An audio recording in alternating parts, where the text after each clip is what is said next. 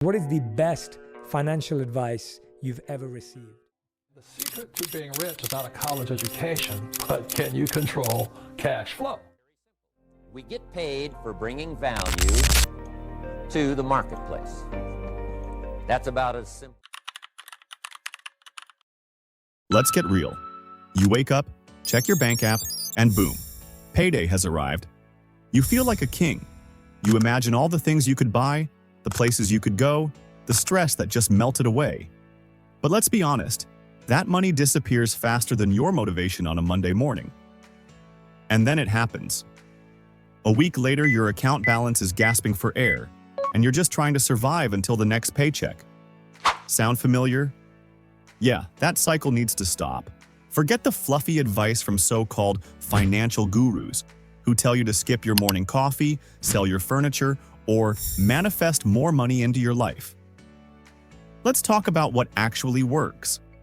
These 4 steps will fix your broken payday routine and, if done right, set you on a path where money finally works for you, not the other way around. Oh, and before we start, don't forget to like this video, hit subscribe, and ring that notification bell. Welcome to Market Reflect. Step 1. Pay your bills first. Yes, before paying yourself. There's this common piece of financial advice floating around, usually from someone who owns 4 beach houses and hasn't seen an overdue bill since the 90s. Pay yourself first. In theory, it sounds smart. Invest immediately. Build wealth. Ignore everything else. But here's a reality check. If you don't pay your bills first, you're playing financial Russian roulette. Try telling your landlord that you paid yourself first instead of your rent. See how that goes. Skipping credit card payments? Enjoy the 20% plus interest rate nightmare. Oh, and if you think ignoring your mortgage is fine, congrats. You've just unlocked foreclosure mode. So here's what you do. Bills first, survival first, then wealth building. Your rent, utilities, car payment, student loans, they don't wait. These aren't optional. If your money strategy starts with ignoring necessities, then you're building a financial house on quicksand. And if you don't already track your bills, you're basically driving blindfolded. Use Excel. Use Google Sheets. Use a napkin. Just track it. Know your monthly take-home pay. Subtract the essentials and see what's left. And no, Uber Eats and DoorDash are not essentials. If you're out here paying $35 for a burger that costs $8 at the restaurant, you don't need a finance guru. You need an intervention. Step 2. Invest, but make it make sense. Okay, now that you're not dodging eviction, let's talk investing.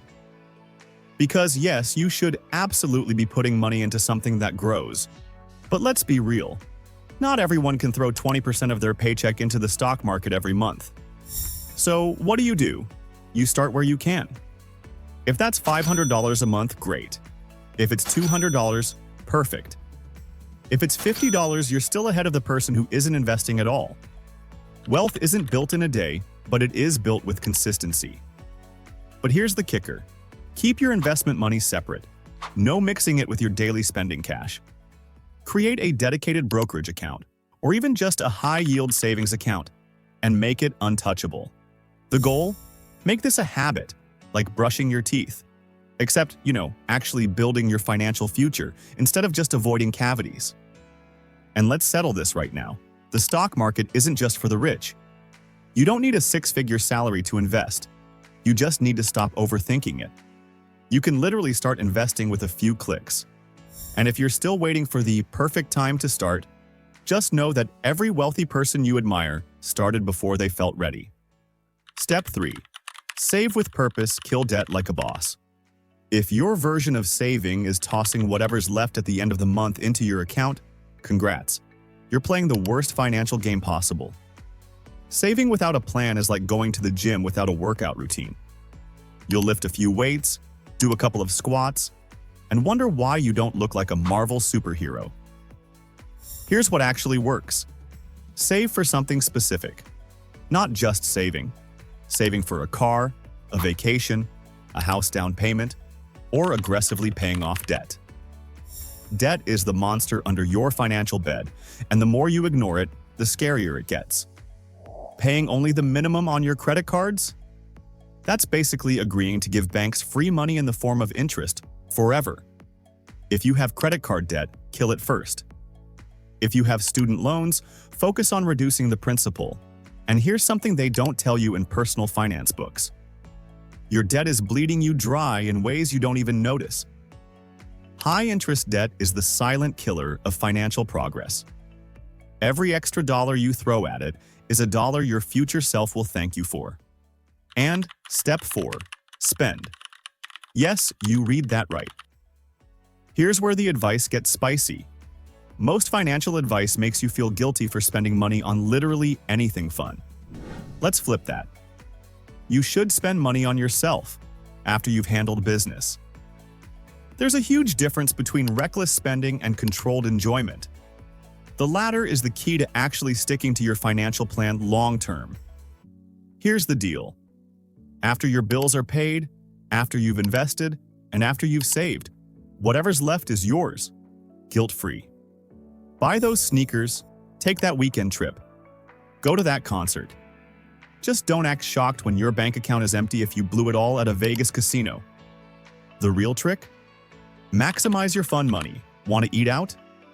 Find happy hours, use discounts, go where your dollar stretches further. Love shopping? Hit sales, buy quality over quantity, and don't let lifestyle inflation trap you. And if you find yourself constantly out of money with no idea where it's going, that's your cue to track your expenses and find the black hole. Everyone has one. Maybe it's restaurants. Maybe it's Amazon. Maybe it's your significant other who somehow always forgets their wallet. Here's a financial life hack. Identify your biggest financial leak, fix it, and you'll feel like you got a raise overnight. Now, let's be brutally honest. If you've cut every possible expense and still feel broke, you don't just have a spending problem, you have an income problem. And that means you need a better job. Nobody wants to hear this, but it's the fastest way to change your financial future. Job hopping strategically is one of the best ways to increase your salary. The best time to look? When you already have a job. That way, you're not desperate and you have leverage. If you find a better offer, take it. If you like your current job, use that offer as a bargaining chip. Employers aren't loyal, so why should you be? Get that raise, negotiate, know your worth. If you're spending more time browsing vacations than job listings, you're playing yourself. Your dream life isn't going to fund itself. So, there you have it. You don't need a financial miracle. You just need a payday routine that actually makes sense. Handle your bills, invest wisely, save with purpose, and spend smartly. Do this consistently, and soon enough, payday won't feel like a desperate lifeline. It'll feel like fuel for your freedom. What's one financial habit you swear by that keeps your budget on track? Share your tips in the comments. And that's it for today. Hit the like button and subscribe to Market Reflect. Stay tuned for more and catch you at the next one.